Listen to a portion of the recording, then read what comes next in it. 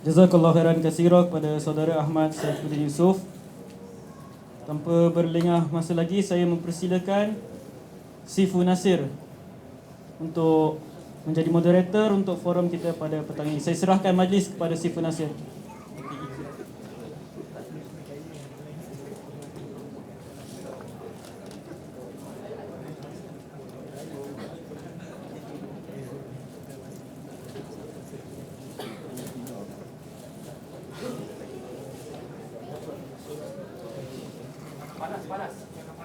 Panas sekejap lagi. Sejukkan aircon lagi.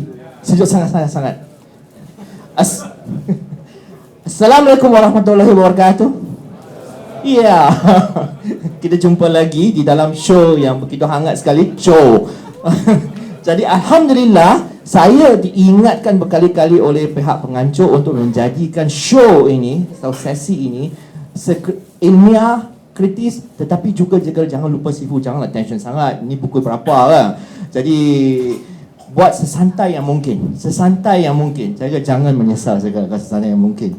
Jadi jadi Alhamdulillah, sebenarnya apabila saya berdiri dengan dua tokoh yang sedang duduk, dua tokoh ulama besar dalam sejarah Islam, saya rasa kertil sangat. Saya sebenarnya tadi berapa kali dah pergi toilet di sini. Jadi seram juga, seram. And mereka penuh dengan dalil, dengan rujukan semua. Saya seram jugalah. Jadi apabila saya buat begitu, saya nak convertkan diri saya. Macam mana saya convertkan diri saya? Saya ingat pepatah Cina tau. 我们是一家人. Kami ni hidup satu keluarga. Jadi bila saya fikir satu keluarga, Dr. Asri pun kenal lama, Dr. Fadlan, kita sama-sama bergiat dengan NGO Darul Fitra dulu, Petunggu Selumus tolong. Mu'alaf, Ustaz Falan banyak tolong mu'alaf, Alhamdulillah. Jadi saya nak ubah sikit suasana untuk sekurang-kurangnya convert diri saya yang kerdil ini. Saya boleh tanya umur mereka berapa? Dr. Asri rupanya lahir 1971 ya? 73 ya? Jadi dia lebih muda. Ustaz Falan pun lebih muda daripada Dr. Asri. Tadi saya fikir, rupanya saya paling tua, 45 tahun. Jadi Alhamdulillah, rupanya Dr. Asri, saya bagi tahu diri saya, rupanya adik Asri rupanya. Dr. Fadlan dengan segala terhormatnya, adik Fadlan rupanya. Tapi saya tanya Mustaqil paling muda sekali lah. Mana usu kita? Mustaqil Nawawi itu paling muda sekali, 24 tahun. Tapi saya adalah adik kepada Tuan Hassan. Dia paling senior sekali, Chief Kung Fu Panda. Jadi kita punya konsep kali ini baru lega sikit hati saya. Kali konsep kita tak mau berceramah khutbah Jumaat, dia tak nak. Atau biasanya orang berceramah, jadi audiens pun tanya halal dan haram. Dalil soal kita minta pertolongan dua orang interrogator. Kita panggil interrogator, Mustaqil atau Nawawi dan juga Tuan Hassan untuk bercerita, untuk buat homework dulu sebelum datang. Jadi kita ada orang sudah baca dulu in advance. Kalau kita buka terus pada public tembak soalan macam-macam, soalan tembak. Dr. Asri nak kahwin lagi satu ke tidak? Soalan macam tu no. So kita untuk stop soalan macam tu, kita nak dua orang duduk ke sana. Okay, dan fokus pada isu dia selama 45 minit. Alright. Then only kalau ada masa we open to the floor, insyaAllah. We will open to the floor. Don't worry.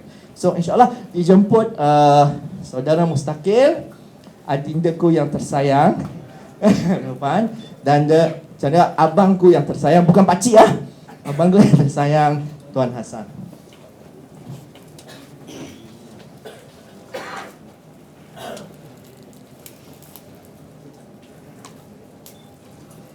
Okay, each speaker will have 20 minutes untuk give a quick punya talk. Tetapi 20 minutes memang masa itu terlalu sedikit, ringkas, terlalu sempit lah.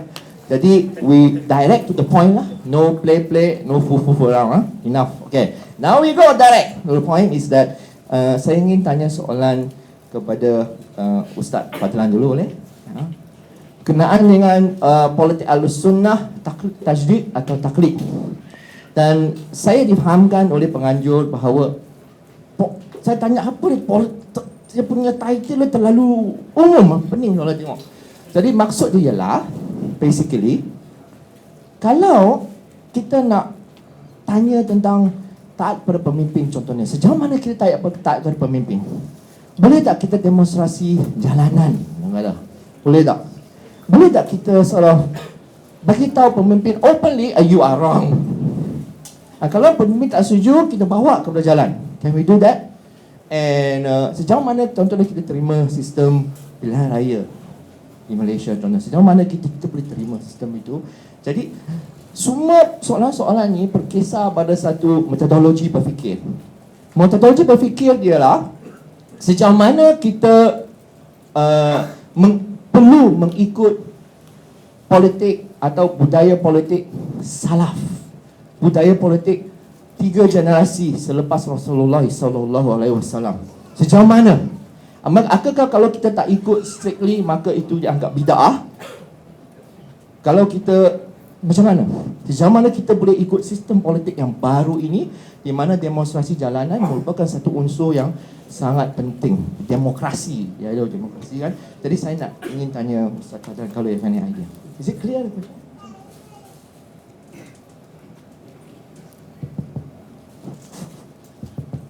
Assalamualaikum warahmatullahi wabarakatuh. Alhamdulillahi rabbil alamin, wassalatu wassalamu ala asyrafil anbiya'i wal mursalin, nabiyina Muhammad wa ala alihi wa sahbihi wa man tabi'ahum bi ihsanin ila yaumiddin. Terima kasih kepada Sifu Nasir selaku moderator, Dr. Asri selaku panel yang pertama, saya yang kedua sebenarnya, Tuan Hassan dan Cik Mustaqim, tuan-tuan dan puan-puan yang saya hormati sekalian. Okey, alhamdulillah kita akan terus kepada masa yang diberikan lebih kurang 10 minit. Jadi saya akan buat rumusan. Rumusan daripada apa yang dipersoalkan oleh saudara moderator kita Sifu Nasir tadi. Antara yang saya faham, pertama sekali berkenaan dengan politik Ahli Sunnah wal Jamaah. Adakah ianya merupakan taklid atau tajdid? Taklid atau tajdid? Disebabkan ini merupakan diskusi kritis, saya ingin mengkritik sendiri soalan tersebut.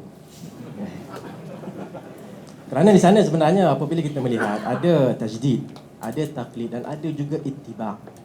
Okay? Jadi dalam soalan itu telah seolah-olah terlepas satu perkara yang penting, iaitu adakah politik ahli sunnah ittiba', taklid ataupun tajdid.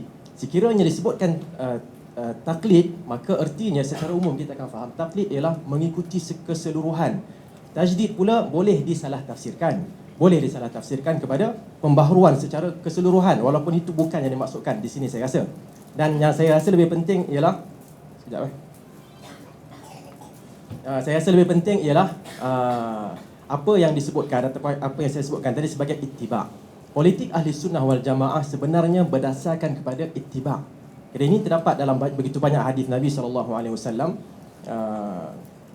yang mengarahkan kita untuk mengikuti dan bukannya ittiba' mengikuti secara berdalil dan bukannya taklid, iaitu mengikuti secara mungkin tidak mengetahui apakah sebenarnya dalil yang ada, okey, tanpa mengetahui maqasid syariah dan sebagainya. Jadi saya mengatakan di sini politik ahli sunnah wal jamaah adalah berdasarkan kepada al-ittiba'. Bila mana kita menyebutkan ittiba', secara tidak langsung akan merangkumi taklid dan tajdid. Okey, saya akan uraikan perkara ini dalam masa berapa minit lagi? 7 minit saya rasa. 20 minit. Okey, sekarang dah berapa dah? tak jam Ada? Sikit lagi. Baik, ittiba' sebenarnya merangkumi taklid dan juga tajdid. Okey, kenapa saya mengatakan demikian? Kerana erti ittiba' sebenarnya adalah mengikuti dengan dalil. Okey. Dalil yang dimaksudkan adalah Al-Quran dan hadis Nabi SAW. Dengan itu apabila kita melihat kepada ayat-ayat Al-Quran berkenaan dengan politik, berkenaan dengan pemerintahan, kita akan dapati banyaknya hadis yang menunjukkan, memerintahkan kita untuk bertanya kepada pakar dan juga merujuk kepada ulil amri, yang dihuraikan oleh ulama tafsir kita sebagai umara dan juga ulama. Okey. Jadi dengan itu perkara ini ittiba' itu merangkumi taklid. bagi orang yang tidak mampu, di kalangan umat Islam, bukan semua yang mampu untuk melihat Al-Quran. Bukan semua mampu untuk melihat hadis Nabi SAW. Jadi bagi yang tidak berapa mempunyai kemampuan, maka dia perlu mengambil taklid. Taklid dibenarkan, bukan tidak dibenarkan. Yang tidak dibenarkan ialah taklid a'ma. Taklid dibenarkan apabila kita melihat ada dua orang tokoh yang hebat dalam Islam. Kemudian kita merasakan perlu mengambil sesuatu tentang Islam daripada salah satu daripada mereka berdua, di mana dalam sesuatu isu mereka telah berselisih pendapat. Di sini kita diarahkan untuk melihat siapakah di kalangan mereka berdua yang lebih aslah, yang lebih bertakwa, dekat dengan Allah dan lebih memahami tentang isu-isu tersebut. Dengan itu, taklid, saya ulang sekali lagi, terangkum sebenarnya dalam ittiba'. Okay, bagi mereka yang tidak mempunyai kemahiran untuk memahami secara keseluruhan ataupun secara tuntas berkenaan dengan Al-Quran dan hadis Nabi SAW. Manakala sekiranya seseorang itu daripada kurang ilmu, ataupun sebelum tu tak ada ilmu, kurang ilmu, bertambah ilmunya dan hebat dalam ilmu kesarjanaan Islam, maka dengan itu dia boleh sampai ke tahap tajdid. Tidak ada masalah. Cuma perlulah perkara ini dikenal pasti. Jangan orang yang di peringkat taklid merasakan dirinya boleh memberi tajdid. Ataupun jangan pula orang yang boleh sepatutnya berada di peringkat tajdid merasakan dia sepatutnya bertaklid lagi. Okey? Jadi dengan itu, bila kita melihat kepada manhaj Ahlussunnah wal Jamaah, tentunya kita akan melihat pada hadis-hadis Nabi SAW. Bahkan ayat-ayat Al-Quran yang menunjukkan kehebatan golongan generasi terawal, wasabiqunal awwaluna minal muhajirin wal ansar, yang menunjukkan bagaimana kita sepatutnya menjadikan mereka sebagai mentor kita, walladzina tabauhum bi ihsan, dan mereka yang ikut mereka dengan cara yang terbaik, bukannya mereka yang menyalahi al-muhajirin dan ansar, sahabat-sahabat Nabi SAW. Dengan itu, kita nak lihat sedikit, adakah politik mereka bersifat taklid ataupun bersifat tajdid ataupun bersifat ittiba'? Kalau kita perhatikan, mungkin akan ada yang mengatakan kalau kita sebut taklid artinya macam mana kita nak berdepan dengan situasi semasa, isu-isu semasa. Kalau kita sebut pula tajdid, bagaimana bukankah manhaj Ahlussunnah wal Jamaah lebih hebat daripada manhaj-manhaj yang digunakan semasa ini, dewasa ini? Jawapannya ialah sekiranya kita mengongkong diri kita dalam dua perkara tadi, akan berlaku masalah, akan berlaku sedikit secara zahirnya pertembungan. Akan tetapi selepas kita mengeluarkan diri kita dari kepompong itu kepada tahap ittiba' yang merangkumi taklid dan tajdid, dengan itu insya-Allah kita tidak ada masalah. Kita akan melihat bagaimana Umar bin Al-Khattab radhiyallahu anhu. Okey. Ada beberapa urusan yang mana Umar telah mengubah sedikit sebanyak. Okay. Kita kena tahu Umar telah berada di tahap tajdid, ataupun kita boleh sebut perkataan lain, Umar layak untuk melakukan ijtihad yang berdasarkan kepada syura, ditanya kepada ulama-ulama Islam yang di zamannya, lalu dikeluarkan sesuatu fatwa. Antara lain mungkin kalau kita nak sebut sebagai contoh agaknya seperti apabila berlakunya kelaparan, okay, di zaman Umar radhiyallahu anhu, kebuluran, orang yang mencuri tidak dilaksanakan hukuman potong tangan, hudud. Sedangkan hudud adalah satu perkara yang memang ada dalam kitab-kitab fiqh. Okey, memang satu perkara yang wajib. Jadi Umar telah menafikan perkara itu kerana syaratnya tidak cukup. Dan ini sesuai dengan usul-usul yang terdapat dalam sama ada usul fiqh, qawaid fiqhiyah dan lain-lain. Okey. Jadi dipanjangkan cerita sedikit kepada dipanjangkan di samping direngkaskan sampailah ke zaman kita. Okay, satu zaman yang mungkin tidak ada lagi dah sistem syura. Yang ada adalah sistem demokratiyah ataupun demokrasi yang disebut oleh sebahagian daripada umat Islam sebagai syura baru, okay, ataupun syura, satu bentuk syura, tetapi dalam situasi yang sedikit berbeza. Kita ingin ataupun saya ingin menjelaskan di sini apa yang saya faham. Sekiranya sistem yang asal sudah tidak ada, iaitu sistem khilafah, okay, telah berubah kepada sistem dipanggil kerajaan, raja, sistem beraja, monarki, muluk, begitu lebih kurang.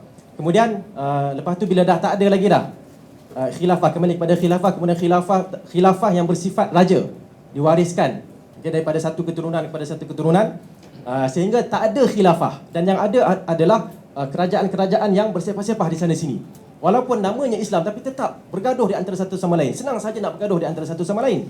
Dengan itu kita ingin melihat bahawa konsep yang ingin sepatutnya diketengahkan bukan taklid semata-mata, bukan tajdid semata-mata, tetapi yang lebih tinggi iaitu ittiba'. Kita sepatutnya menghadapi keadaan semasa. Okey? Dengan melihat melihat kepada dalil-dalil yang ada, petunjuk-petunjuk yang ada, sama ada di zaman Nabi SAW, di zaman Al-Khulafa Ar-Rashidin, dan seterusnya sampailah ke zaman ini, melihat, menyusuri sejarah dari dahulu sampai sekarang, dan kita berurusan dengan situasi semasa dengan keadaan tersebut, dengan ilmu yang kita dapat itu, ilmu tarikh Islam. Tetap hadis-hadis yang ada, ayat-ayat yang ada tetap relevan. Kita tak boleh mengatakan ayat tu sesuai untuk konteks masa tersebut. Kan zaman sekarang tidak ada. Seolah-olah kata-kata kita ni dekat-dekat dengan Islam liberal. Dekat-dekat lah. Dia tidaklah masuk lagi. Jadi kita kena fikirkan bahawa itu tidak sesuai diperkatakan di sini. Apa yang ada ialah kita ambil hadis dan kita praktikkan semampu mungkin. Fattaqullaha mastata'tum. Akan tetapi sekiranya ada situasi-situasi tertentu yang tidak ada contohnya, maka di situ kita rujukkan kepada para ulama. Walau radduhu ila rasul wa ila ulil amri minhum la'alimahu alladhina yastanbitunahu minhum. Sekiranya perkara itu mereka rujukkan kepada rasul dan kepada alim ulama yang mengetahui, pasti akan ada di antara mereka yang boleh mengeluarkan istinbat, mengeluarkan solusi untuk perkara baru yang berlaku. Dengan itu kita akan dapati di kalangan ulama kita seperti Syekh Muhammad bin Salih Al-Utsaimin, ataupun saya nak sebut sebenarnya Syekh Muhammad Nasiruddin Al-Albani, keluar Utsaimin pula kerana mungkin saya banyak terjemah kitab dia, kan. Al-Albani telah mengatakan, apabila ditanya tentang apa yang berlaku satu masa dahulu di Algeria, bolehkah kami semua keluar untuk membuang suara ataupun membuang undi, bahasa Arab dia panggil buang suara, kan. Membuang undi, boleh atau tidak? Jadi Syekh Al-Albani telah menjawab dengan jawapan yang penuh berhemah bahawa perkara ini tidak ada faedahnya. Tidak ada faedahnya. Yang ada faedahnya ialah meneruskan dakwah mengikut manhaj Rasulullah SAW, diubah sedikit demi sedikit. Bukannya dia terus ke tapuk pemerintahan, kemudian daripada atas kita nak ubah, tak akan jadi. Jadi Albani punya jawapan punyalah banyak, kan, tapi yang akhir tu dia kata sekiranya tidak akan berlaku perkara sekian-sekian syarat-syarat yang dinyatakan, maka bolehlah keluar, kan. Jadi mereka dia potong yang belakang-belakang tu, dia copy and paste, cut and paste. Dia ambil bahagian yang dia nak saja dan mereka keluarkan fatwa Albani mengatakan sekian-sekian. Dan dengan itulah apa yang berlaku. Ada di kalangan anak-anak murid Syekh Al-Albani mengatakan bahawa berlakunya thawrah ataupun revolusi, yang revolusi yang Islamik, kan, di beberapa negara. Al-Albani telah mengatakan faqaqi'u sabun, buih sabun. Anak murid dia boleh dengar tu rasa macam panas telinga. Kita sedang membicarakan tentang semangat, tiba-tiba Syekh kata itu adalah hanyalah buih sabun. Buih sabun tu tahu macam mana, kan? Kalau kita nampak macam banyak tapi kita alih dia hilang. Kita tolak dia hilang. Dan bersama masa akhirnya barulah anak muridnya itu mengatakan apa yang disebut oleh Al-Albani adalah benar. Bukannya kita tidak boleh berasas kepada emosi sahaja. Kita kena perlu melihat kepada sejarah bagaimana sebenarnya yang telah berlaku. Jadi dengan itu, bila kita kaitkan lagi dengan demokrasi, ada yang mengatakan mungkin demokrasi mesti diambil secara pakej keseluruhannya. Kan, kita mengatakan tidak. Demokrasi itu diambil pun atas dasar akhafud dararain. Darar itu sendiri maknanya ada dua kemudaratan. Sama ada kita boikot demonstrasi, kita tak boikot demokrasi, kita keluar pergi ke pulau mana-mana, ambil Pulau Pinang, kan, boleh tak? Kan? Atau Langkawi tak sikitlah, kan. Kita ambil pulau tu, kita berada di sana. Maka Malaysia biarkanlah kepada orang yang inginkan demokrasi. Kita boleh buat macam itu. Tapi itu tidak relevan sangatlah kerana kita bersama dengan masyarakat dan kita merasai, kita menghadapi kesakitan yang mereka hadapi. Dan darurah, kemudaratan, perlulah tuqaddar biqadariha. Perlulah diambil sekadarnya. Orang yang nak mati nampak khinzir panggang, tiba-tiba dia nak makan semua sekali. Boleh tak? Tak boleh. Dia kena makan sekadar. Dia rasa dah tak matilah, insya-Allah, kan, cukup. Walaupun rasa sedap ni, kan. Tak boleh. Jangan ambil. Bahagian itu saja cukup. Dan dalam pakej demokrasi adanya demonstrasi. Okey, ada mungkin di antara kita yang mengatakan bila mana kita telah menerima demokrasi, ertinya kita kena terima keseluruhannya termasuklah demonstrasi. Dan bila mana demonstrasi itu yang terdapat dalam pakej itu adanya masyirat, adanya keluar beramai-ramai, kita itu adalah dibenarkan. Tanpa melihat, tanpa melihat kepada dalil-dalil yang memberi garis panduan kepada kita.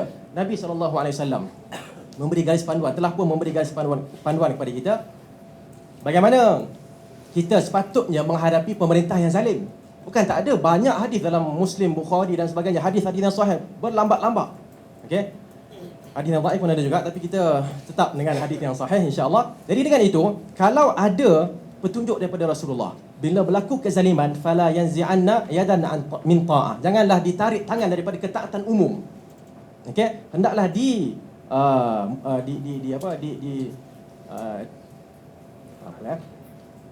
Bismillah. Jangan tengok saya macam tu, dia hilang.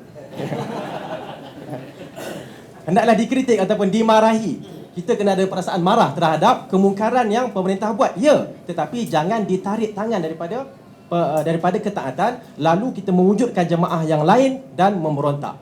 Okay, ini adalah apa yang telah dibuat oleh Khawarij dan Nabi SAW telah pun menyatakan perkara itu. Yakhruju min dhi'i hadzal rajul, akan keluar daripada keturunan lelaki ini. Okay, satu kaum yang kamu anggap memang hebat dari sudut sembahyang dan sebagainya, tapi mereka keluar daripada agama. Okay, kerana mereka telah, antara ciri utama yang ada pada mereka adalah mengkafirkan pembuat maksiat ataupun dosa besar, dan disebab sekiranya pemerintah itu merupakan pembuat maksiat, Muslim membuat maksiat lalu dia kafir, maka wajib memberontak menjatuhkannya. Okey. Jadi kita tidak mengatakan di sini, bukan maksud saya kalau orang yang langgar pemerintah maka dia khawarij, tidak, tetapi ada ciri-ciri. Okey, ada ciri-ciri nifaq, kan tidak bermaksud itu munafik. Okey. Jadi dengan itu, untuk mendepani masalah ini, iaitu demokrasi dan demonstrasi, para ulama kita telah pun memberikan garis panduan berdasarkan kepada ittiba', iaitu ikutan terhadap dalil-dalil Al-Quran dan hadis Nabi SAW, di mana apabila datangnya soalan berkenaan dengan membuang undi, kan mereka mengatakan sekiranya undian itu memberi manfaat, maka undilah orang yang lebih baik daripada syekh-syekh kita seperti Al-Albani lah. Saya mungkin lebih banyak bacaan saya kepada Al-Albani. Okay. Bin Bas apabila ditanya tentang Kuwait bila adanya demokrasi, kan mereka datang bertanya kepada Bin Bas, apa perlu kita buat? Asalnya dia mengatakan tak boleh, tapi bila dia kata, wahai Syekh, kalau kita tak buat begitu, apa yang akan berlaku pada kita? Akhirnya dia pun membenarkan masuk, tapi dengan syarat-syarat yang ketat. Bukan masuk dan bila ada orang kata, bila orang berjoget pun kita berjoget juga, tidak lah kan. Adalah kita masuk dan menjaga etika kita. Jadi dengan itu saya rasa dah sampai kan 20 minit. Saya nak buat rumusan sikit terhadap 20 minit yang telah saya sebut ni, iaitu ittiba' adalah lebih utama daripada taklid dan tajdid. Bahkan ittiba' yang sebenarnya, ittiba' merangkumi taklid dan tajdid. Sesuai taklid itu dengan orang-orangnya dan sesuai tajdid itu dengan orang-orangnya. Wallahu alam.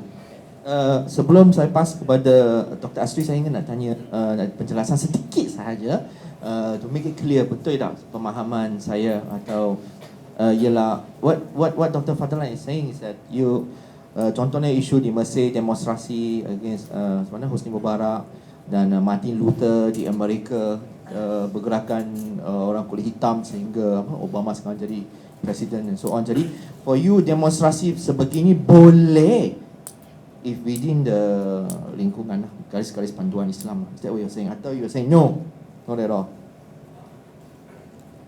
Itu kau yang difahami daripada kata-kata saya. Kan? No. Saya mengatakan tidak. Apa yang disebutkan oleh Sifun Nasir itu bukan apa yang saya maksudkan. Yang saya maksudkan ialah demonstrasi itu tidak dibenarkan kerana dalil jelas menunjukkan garis panduan apabila kita berhadapan dengan pemerintah yang menzalimi adalah kita mesti menyampaikan kebenaran kepadanya. Macam manalah peribadilah, sama ada kita boleh pegang tangan dia, kalau dia perempuan tak boleh pegang lah kot kan. Dan kalau ada cara-cara lain lah yang kita boleh sampai kepadanya, sampaikan perkara itu kepadanya, nasihat itu kepadanya, itu yang terbaik. Jadi demonstrasi di Mesir for you setujulah, tak setujulah? Setuju. Demonstrasi tidak ada dalam Islam. Dan juga demonstrasi yang dibuat oleh Martin Luther and Malcolm X menuntut hak asasi orang kulit hitam, tak setujulah? Untuk hak masa itu dia Muslim ke tidak? Malcolm X. It's not a question of Muslim or not. Dari segi Islam itu sendiri. Saya nak Do tanya you lah, agree kita or nak not? tahu juga kan. Do you agree? Dari segi, ya orang tanya if orang buka Islam tanya, do you agree Okay. demonstrasi dan Kita kena berbezakan. That's why I ask that question. Okay. Kita kena bezakan antara Islam dengan kafir. Kalau orang Islam dia terikat dengan Islam. Okay. Maknanya kalau orang Islam tak solat, kita marah dia kenapa tak solat. Orang kafir tak solat, hang kenapa tak solat? Tak boleh. Hang masuk Islam dulu, barulah kita marah dia solat. Okay. Jadi kalau berkenaan dengan demonstrasi ataupun demokrasi ini, demonstrasi yang dibuat oleh orang kafir itu kita tak ada kaitan dengan mereka. Yang ada kaitan adalah orang Islam itu sendiri. Orang Islam buat kena hukum Islam pada dia, maka dia kena perhatikan. Okay, walaupun dia memang terbaik orang kafir, kita kalau boleh bagi nasihat, the best for you is not to demonstrate. That is better. Sedikit lagi tanya sikit. Sorry to interrupt. Ialah orang kulit hitam di Amerika banyak yang orang Muslim. Apabila Martin Luther say I have a dream, itu tapak yang sangat penting membawa kepada Obama and so on. Ramai orang Islam sokong. Kalau orang Islam tanya kepada Ustaz Fadlan, Martin Luther bukan Islam, suruh kita berarak demonstrasi, macam mana? Should I join or not join? No. No, okay. I sebenarnya kenal Ustaz Fadlan lama. Dulu dia seorang sangat pemalu. Bila sekarang start bercakap kan, it's a different person, no? Very powerful, da'i, very strong. Very strong da'i. Saya sebenarnya banyak mengambil faedah daripada Ustaz Asri. Saya banyak tengok dia cara-cara dia bercakap kan. Jadi saya banyak, betul lebih kurang macam dia tadi lah saya cakap. Kepada Al-Fadhil Dr. Asri, and soalan yang sama, sejauh mana kita mengikut budaya salaf di dalam politik adalah demokrasi and demonstrasi. What is your opinion? Yeah.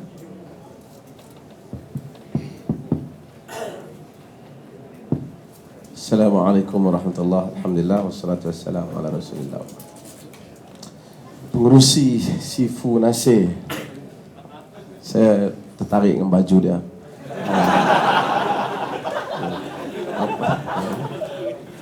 Saya ada satu, dia tak beritahu tidak saya pakai. Al-Fadhil Dr. Fadlan Osman, sahabat-sahabat sekalian, Tuan Hassan, Tuan Lah, saudara Mustaqil. Itu mustaqil lah.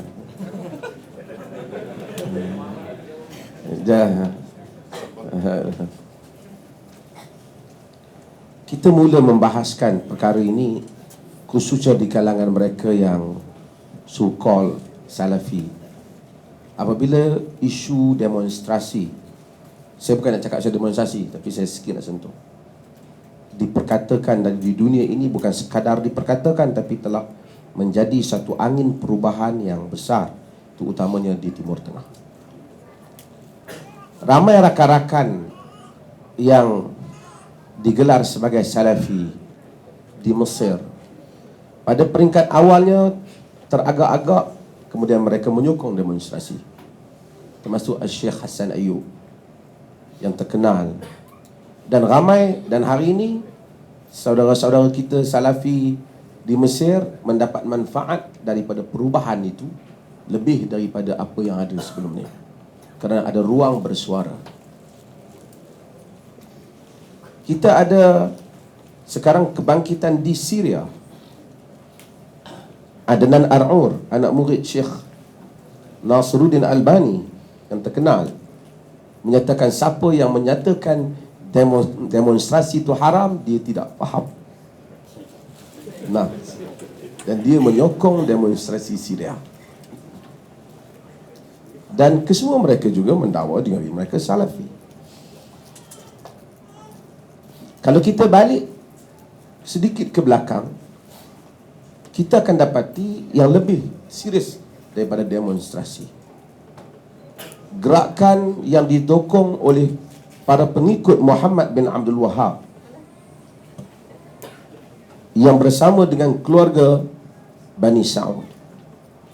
Bukan demonstrasi, bahkan menumbangkan rejim asal yang ada, iaitu dan mengambil bumi Hijaz, membebaskan diri daripada Osmani. Itu lebih agresif,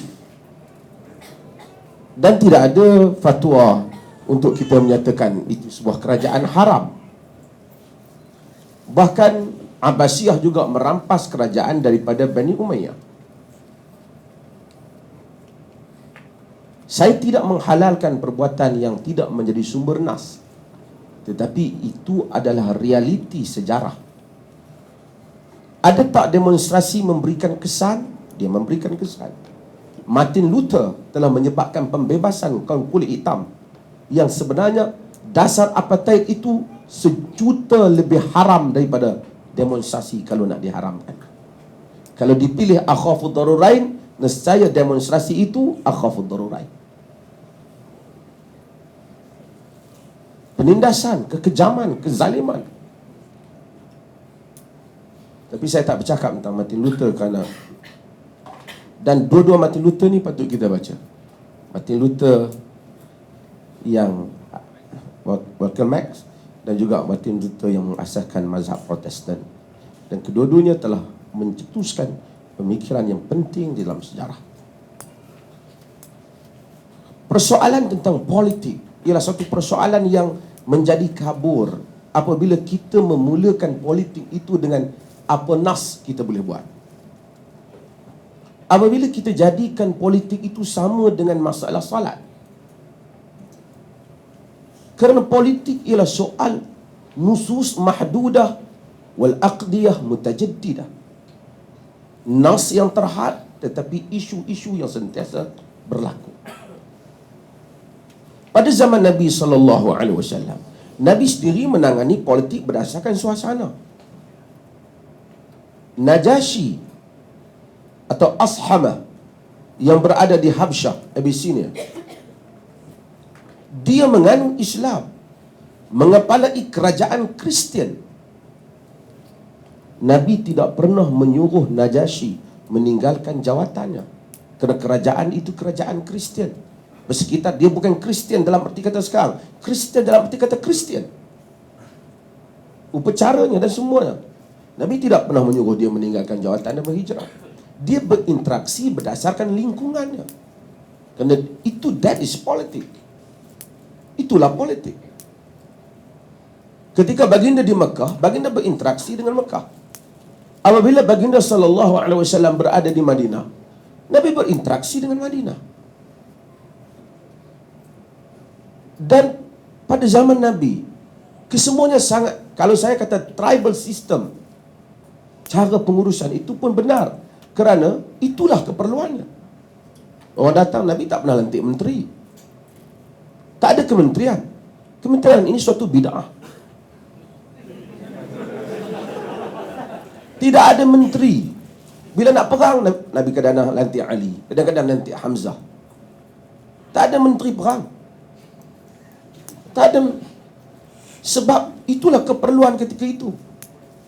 Bahkan sebab itu saya sebut contoh tentang hadis Anas bin Malik tentang ghala si'r fi ahdi Rasulullah sallallahu alaihi wasallam bil Madinah, tentang naiknya harga pada zaman Nabi, harga barang di Madinah. Orang minta, ya Rasulullah, sa'ir lana. Wahai Rasulullah, tolong beri, tetapkan harga untuk kami. Nabi kata, innallaha wal musa'ir wal qabid wal basit wal razzaq. Allah Ta'ala lah yang menetapkan barang, yang meluaskan, yang menyempitkan, yang memberikan rezeki. Wa inni arju an alqallah wa laysa ahadun minkum an yatlabani bi madlamatin fi malin aw fi damin. Tak ada satu orang yang akan menuntut, aku harap aku jumpa Allah. Tak ada siapa yang menuntut harta ataupun darah, kezaliman daripada aku. Tetapi Al-Qadhi Abu Bakar Ibnul Arabi, dia mempunyai pandangan yang lain. Dia kata hadis itu, bukan saja dia kata, dan ramai yang mengikuti. Ibnu Taimiyah mengikuti pandangan yang sama. Hadis itu dalam konteks Madinah, iaitu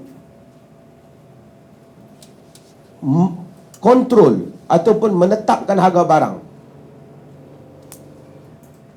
Polisi kontrol untuk price polisi kontrol, penetapan harga barang. Hanya kerana masyarakat, peniaga ketika itu amanah. Mereka tidak menipu. Tapi apabila suasana bertukar, apabila peniaga sudah manipulate keadaan, Nabi tak nak nanti peniaga tuntut daripada Nabi pada hari akhirat, kerana Nabi tetapkan harga barang, mereka rugi. Tapi pada satu zaman apabila keadaan peniaga monopoli harga barang dan pembeli akan jadi mangsa, Ibnu Taimiyah menyokong pendapat yang menyatakan pemerintah boleh menetapkan harga barang. Saya rasa ada logiknya pendapat itu, walaupun saya mungkin dah menulis tentang itu, tetapi apabila golongan free market ekonomi, mereka mempunyai pandangan yang berbeza tentang penetapan harga barang, mereka tak setuju. Tapi ini adalah alasan hatta Ibnu Taimiyah sendiri bersetuju apabila keadaan berubah, suasana berubah, pemerintah boleh, kerana nas yang ada ketika itu sudah tidak sesuai. Bukan nas itu tidak sesuai, realiti sudah tidak sesuai dengan nas itu. Keadaan berubah. Nabi SAW, walaupun kadang potong tangan, Nabi kata la tuqta'ul aidi fi safar dan sebagainya fil ghazw. Dalam hadis yang diriwayatkan oleh Al-Imam At-Tirmidzi, hadis yang sahih, jangan dipotong tangan ketika berada dalam musafir ataupun ke dalam peperangan.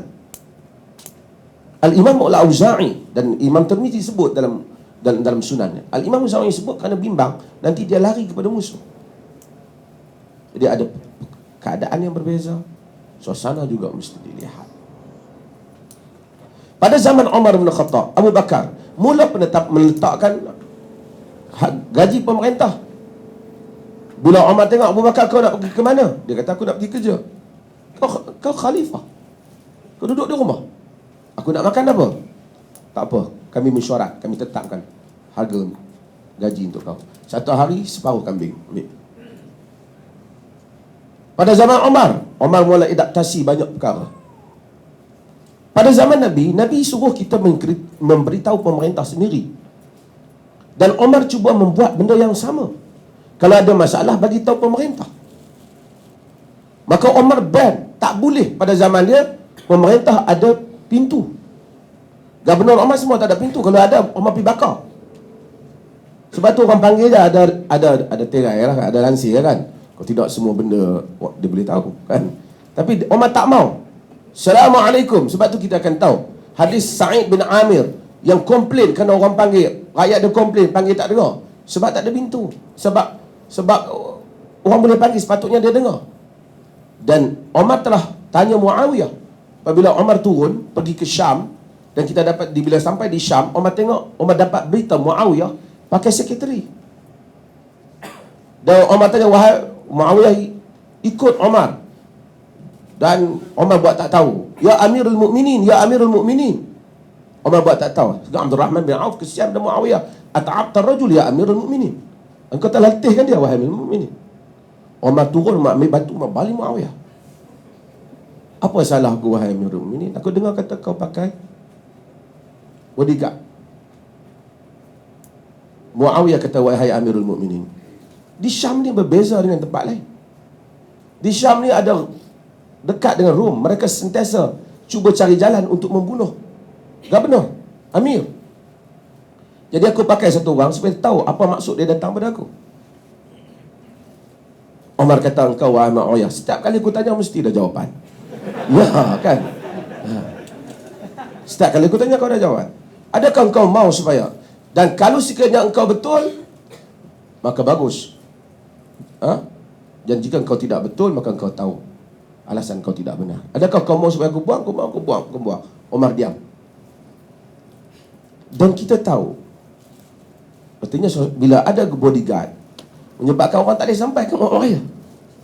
Tapi Umar mengiktiraf kata-kata Muawiyah itu jika benar. Jika benar. Suasana berbeza. Kita tahu kisah Sa'ad bin Abi Waqqas yang dipecat daripada Iraq sebagai gubernur. Dan Umar bila nak tahu salah ataupun betul tuduhan kepada Sa'ad bin Abi Waqqas, dia hantar orang, iaitu ketika itu Muhammad bin Maslamah, dia hantar pergi masjid ke masjid untuk tanya, adakah kamu mempunyai apa-apa komplain tentang Amir kamu Sa'ad bin Abi Waqqas?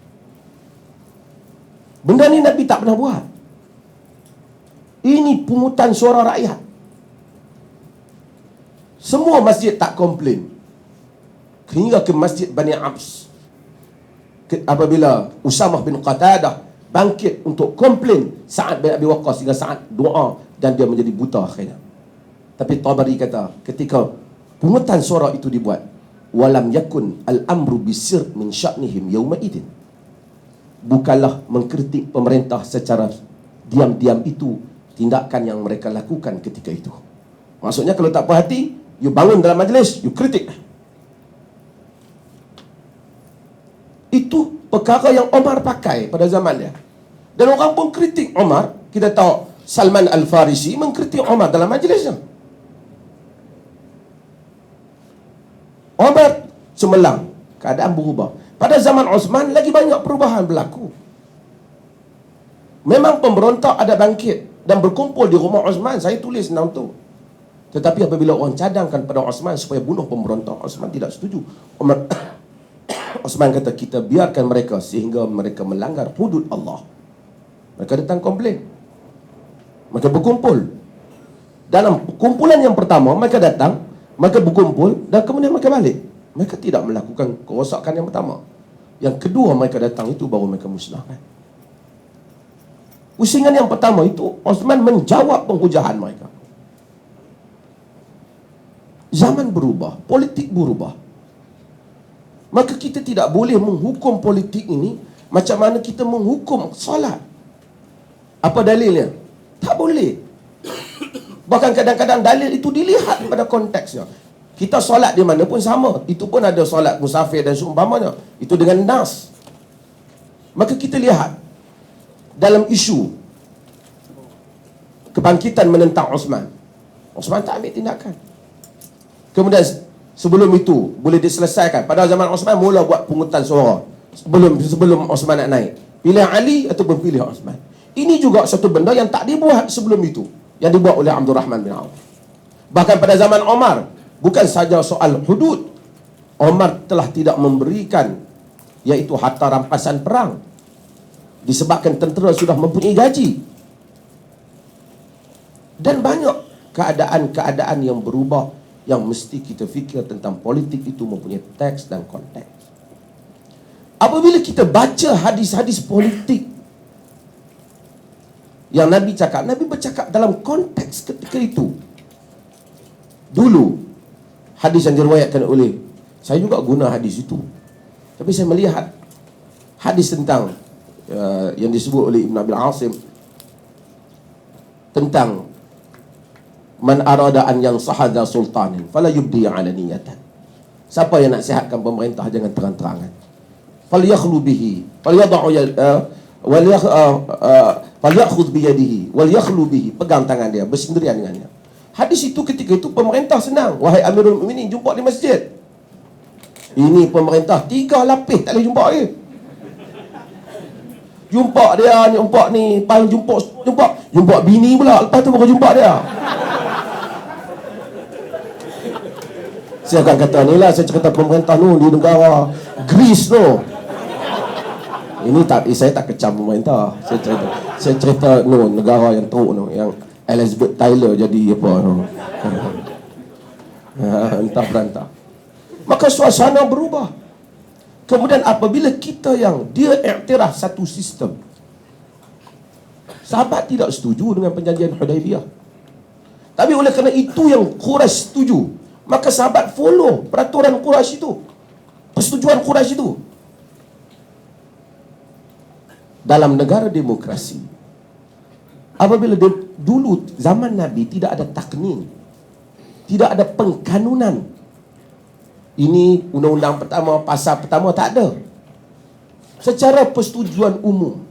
Tapi dalam kerangka negara demokrasi dan negara lain daripada demokrasi, apabila acuan negara itu telah ditentukan di dalam perlembagaan Constitution, maka rakyat bergerak berdasarkan apa yang mereka setujui. Demokrasi adalah salah satu, demonstrasi adalah salah satu hak yang disetujui di bawah demokrasi. Wal muslimuna ala syurutihim, dan orang Islam di atas syarat mereka. Dan syarat itu yang kita terima pakai. Saya nak tegaskan hal ini supaya kita tahu berinteraksi dengan nas-nas hadis yang bersifat politik. realiti politiknya apa? Maka tak betul kalau kita tanya apa dalil boleh demonstrasi. Yang betul, apa dalil yang mengharamkan demonstrasi. Balik pada demonstrasi sikit lah. Mesti saya, sebelum kita nak mengharam, sebab tu kalau nak tanya dalil susah. Sebab saya ingin dah kritik kemudian. Dalil susah. Apa dalil boleh tubuh parti? Apa dalil boleh buat parlimen? Apa dalil? Banyak.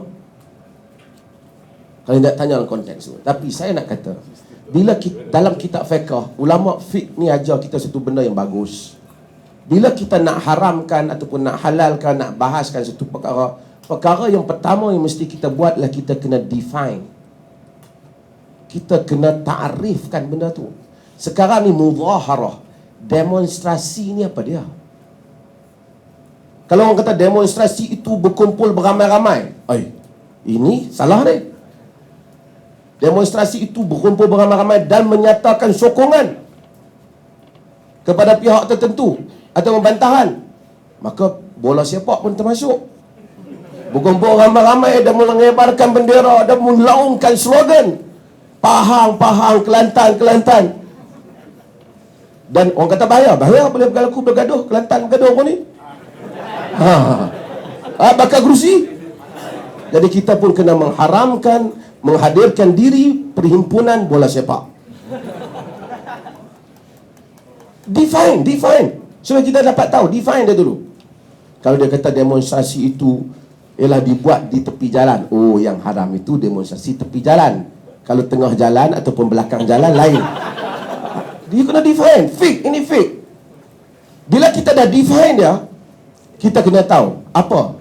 Tak boleh laungkan slogan. Okey, bila kita berhimpun, saya buat contoh, bila pilihan raya, pilihan raya berlaku. Hari Maulid jangan tanyalah, dah buat demonstrasi dah. Berhimpun dah jalan, dah berjalan ramai-ramai. Kan? Hari apa lagi? Baru ni Perdana Menteri yang kita hormati sekarang berada di Kelantan, buat 1 juta belia. Jalan pun juga ditutup. Berkumpul. Itu pun melahirkan perasaan juga, perasaan sokongan, demonstrate. Melahirkan perasaan. Apa lagi? Kalau dia kata yang haram itu jika menentang pemerintah. Okay, so kita kecilkan. Demonstrasi yang melaungkan slogan anti pemerintah haram. Kena define. Artinya kalau saya orang kampung, Tok Mulu tipu tanah mereka. 20 orang pergi rumah Tok Mulu tak patut Tok Mulu tipu tanah. Kita kata Tok hampa buat kerja haram kerana 10 orang dianggap berkumpul dan dia demonstrasi kerana melaungkan tak puas hati pada Tok Mulu. Dia kena define dia. Supaya orang boleh tahu yang mana haram, yang mana tak haram. Bila nak buat pilihan raya, parti PAS, parti UMNO, mereka akan bawa calon mereka dan mereka bawa bendera banyak, mereka duduk di belakang calon dan mereka melaungkan sokongan mereka. Mereka telah melakukan demonstrasi dan mereka telah melakukan perkara yang haram. Ni jangan potong ni pula. Ni saya cerita apa kena buah habis. Maksud saya artinya bahawasanya kita kena ada definisi yang jelas. Saya bimbang kita ada kekeliruan antara berkumpul dengan melakukan bangkit menentang pemerintah. Bangkit menentang pemerintah yang digunakan dalil oleh sebahagian pihak. Afala nunabiduhum bisayf. Tidakkah boleh kami perangi mereka dengan senjata? Itu dia panggil khuruju ala, keluar memerangi. Yang Nawawi kata, wa amma khuruju alaihim wa qitaluhum fa huwa haramun bi ijma'il muslimin wa in kanu fasaqat adh-dhalimin was-sababu fi dhalika bima yatarattabu alaihi min iraqati ad-dima' wal fasad fil ard, yang disebut dalam syarah sahih Muslim. Adapun keluar menentang, memerangi mereka ialah haram dengan ijma' kaum muslimin. Itu kata Nawawi. Walaupun Ibn Hajar dan Ibn Hazmin sebelum itu menyebut bahawasanya jika sekiranya menentang, menumbangkan pemerintah yang zalim itu lebih kurang bahayanya daripada mengekalkannya, dia hendaklah ditumbangkan. Saya bukan slogan tentang suruh orang turun bersih. Bersih satu hal.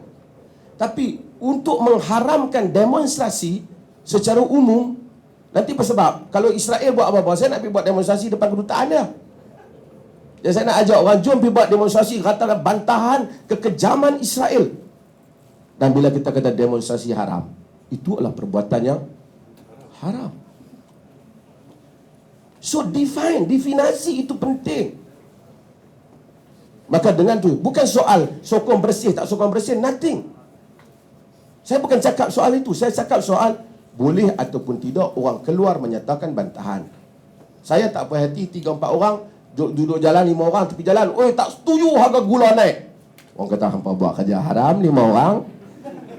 Pasal demonstrate your feeling, your emotion. Ini yang saya kata. Maka kita, kalau kita dah dapat definekan perkataan demonstrasi itu, barulah kita boleh bincang haram ke halal. Pasal saya tak faham. Mungkin Al-Fadhil, Ustaz Fadlan maksudkan dah betul, tapi dia tak define, saya tak faham. Mungkin dia maksudkan tu demonstrasi yang keluar bagi pecah pasu bunga dan seumpamanya, itu bukan haram pecah pasu demonstrasi, bukan haram berkumpul. Haramnya merosakkan harta benda awam, haramnya keluar menentang pemerintah. Ni depa maki orang, haram maki orang. Jadi kita define mana tu. Oh, dia kata boleh membawa. Boleh membawa, tengok bola sepak, maki pun. Kelantan bodoh ya, Kedah marah. Maka kita pun kata, sorry orang Kelantan. Kedah pula balas lah, Kelantan pula. Oh, kita kata, oleh kerana ia boleh membawa pada benda yang haram, maka menghadiri menonton bola sepak ramai-ramai hukumnya haram. Saya kata politik tidak demikian ukurannya. Orang, dan ini kita salah. Kita hukum berdasarkan isu. Kita kena hukum sebagai ahli fiqh, kita kena tengok masalah, hukuman kita tu akan dipakai kemudian lagi. Saya pernah demonstrasi di London untuk bantah kekejaman Gaza. Okey, sikit pengusi, last. Kedua, saya setuju Ustaz Fadlan ni. Tak ada masalah. Saya cerita ni, tajuk ni lain. Dia telah haramkan pada yang tadilah. Kita kena define. Kedua, kita salah kalau kita ambil satu benda kita pasang tak betul. Kita pasangkan nas-nas yang hebat kepada suatu keadaan yang salah. Kan?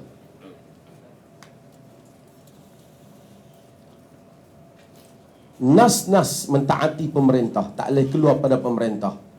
Nas-nas umum yang baik ya. Tapi kita kena tahu, zaman dulu kalau orang keluar pergi ke jalan, lawankan nak lawan, mesti akan berlaku pertumpahan. Dia tak boleh faham. Dulu bukan ada demonstrasi ni. Dia sama ada keluar pedang, kita lawan lah. Zaman dekat dengan jahiliah dan zaman peperangan. Kemudian dunia berubah. Demonstrasi ni, Britain sedang berlaku demonstrasi 700,000 sekarang. Dan polis jaga jalan dengan baik. Tak ada apa pun. Soal sekarang ialah, saya bimbang diri saya dan tuan-tuan sahabat-sahabat juga.